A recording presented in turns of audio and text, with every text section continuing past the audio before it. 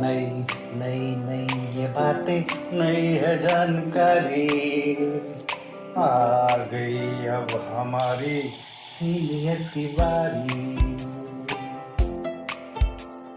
नई नई नई ये बातें, नई है जानकारी, आ गई अब हमारी सीनियर्स की बारी। इनके अनुभव से अपनी बदली दुनिया सारी, इनके अनुभव से अपनी बदली दुनिया सारी। टाटा टाटी नाना नानी करते बातें प्यारी। सुन लो तुम, समझ लो तुम, हाँ सुन लो तुम, समझ लो तुम, सुन लो तुम, समझ लो तुम, बात ये हमारी। खुश रखोगे इनको तो होगी खुशी तुम्हारी। नई बातें हैं ये देखो, नई जानकारी, आ गई अब हमारी सीनियर्स की बारी। किस्से कहानियां, सेहत और विज्ञान की बातें, रेडियो कार्यक्रम अनुभव, सीनियर्स की बात सीनियर्स के साथ। राष्ट्रीय सामाजिक रक्षा संस्थान, सामाजिक न्याय और अधिकारिता मंत्रालय, भारत सरकार एवं मीडिया फॉर कम्युनिटी फाउंडेशन और अनुग्रह दिल्ली के संयुक्त तत्वावधान में प्रस्तुत करता है वरिष्ठ नागरिकों के लिए ऑडियो श्रृंखला अनुभव 2.0। इस कार्यक्रम की रूपरेखा बनाई है डॉक्टर आर श्रीधर ने, जिसमें आशीष तिवारी का संयोग है। इसका समन्वय और आयोजन आभा चौधरी द्वारा किया जा रहा है। इसका संपादन किया है फरजीन सुल्तान ने और इसकी साक्षात्कारकर्ता हैं Divya.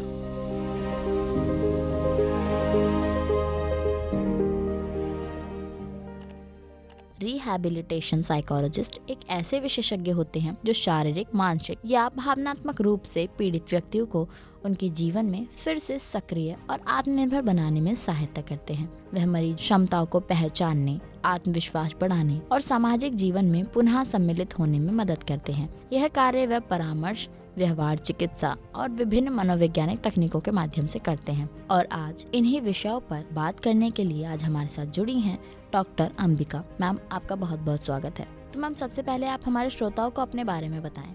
My name is Dr. Ambika Warrier.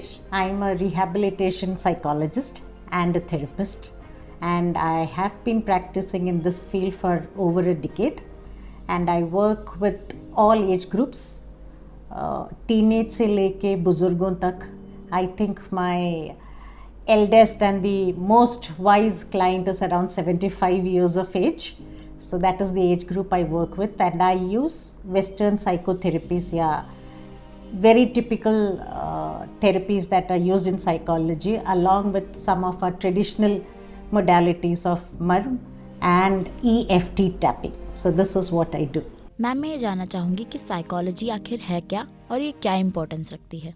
So psychology, psyche, thought, understanding, emotions, feelings, it's very important for us to work with these aspects, because most of us don't realize that what we think eventually shapes us as well, in the sense her thought के साथ एक emotion जुड़ा हुआ है।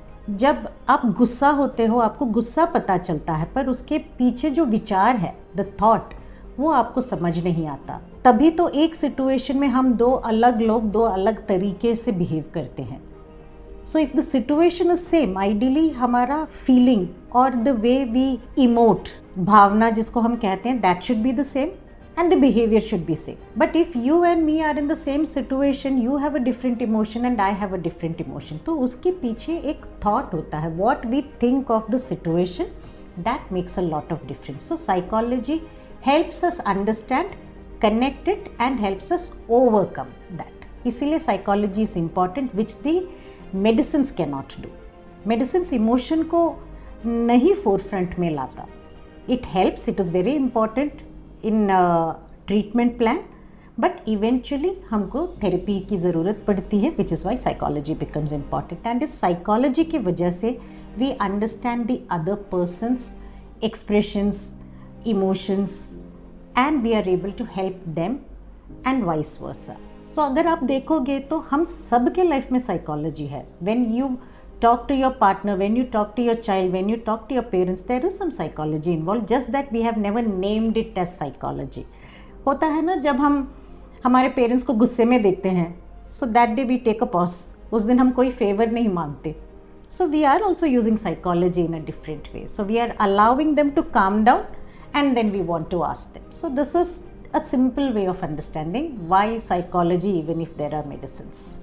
आपने बात की emotions की, तो आम इंसान अपने इमोशंस को कैसे ध्यान रख सकते हैं? इन जनरल अगर मैं बात करूं तो आप इस पर क्या कहना चाहेंगी? यूजुअली लोगों को लगता है कि हमको हमेशा एक बैलेंस्ड स्टेट में रहना है, and which means we will not feel emotions and we will be all good. That is not what it means.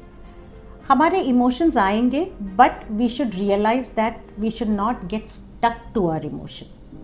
So allow that emotion to come, feel it and allow it to go away from us. So there is a method that we would use, or there are multiple methods that we use. जैसे आप गुस्सा हो गए, अगर आप कहोगे कि मुझे तो गुस्सा होना ही नहीं चाहिए था, या मुझे दुखी होना ही नहीं चाहिए था, it is impossible because we are born with these emotions. There are few emotions that all of us are born with, and it is for a reason that we have them, but getting stuck in that is the problem. That's the way we take care of our emotions. When we understand what we are going through, that is when we can overcome. So understanding the emotion is the first step of taking care of emotions. क्या emotions हम पर कोई असर डालता है और कैसे डालता है, इस बारे में भी हमें कुछ बताएं. बिल्कुल 100% असर डालता है, मेंटली एंड फिजिकली. तो अगर मैं हमेशा परेशान रहती हूँ, eventually it has an issue और it has an effect on our digestive system. तो जब लोग कहते हैं मुझ में एंशियसनेस है, कि मैं चिंतित रहती हूँ, आप उनसे पूछिए आपका पाचन कैसा है, how is your digestion, do you have acidity. 90% of the time they would say yes, मुझे चेस्ट में जलन सी होती है, आई हैव कॉन्स्टिपेशन, और I have a stomach that is not listening to me and my commands. The other thing is they would say there is a heaviness in the chest. And some of the symptoms correlate so much with having a heart issue. But when they go to the cardiologist, when they go to the specialist, he says, no, आपका heart तो बिल्कुल ठीक है. You please go and meet a professional in the field of psychology. The other thing is severe headaches. और फिर हम कहते हैं माइग्रेन हो गया है हमको. But migraine का cause could be psychological or emotional. Stress can cause all these pains. The other classic example is cervical issue. Although it is posture related also, but cervical issues are very common in people with emotional problems. तो इसको हम psychology के term में psychosomatic बोलते हैं. Psycho means with the mind, related to the mind, the thought etcetera. Somatic is related to the body. So how that translates into the body, यानी हमारे शरीर को वो अफेक्ट करने लगता है. अगर शरीर को कोई इश्यू अफेक्ट करने लगता है, that means it is chronic, it is long standing. Overnight नहीं होता, 1 महीने 2 महीने में नहीं होता, सालों से जब चलता है तब ये हमारे शरीर में दिखता है. So when your body starts acting up, it is really time to see हमारे ऊपर वाले हिस्से में, माले में क्या चल रहा है, मैं क्या सोच रही हूँ, मैं कैसे फील कर रही हूँ. And then we'll get a connection. तो मैम इसमें क्या सिम्टम्स से हमें पता लगेगा कि अब हमें किसी मनोवैज्ञानिक से मिलना चाहिए और उनसे बात करनी चाहिए? एक लेथार्जी सा फील होता है, and we are usually not happy with what is happening.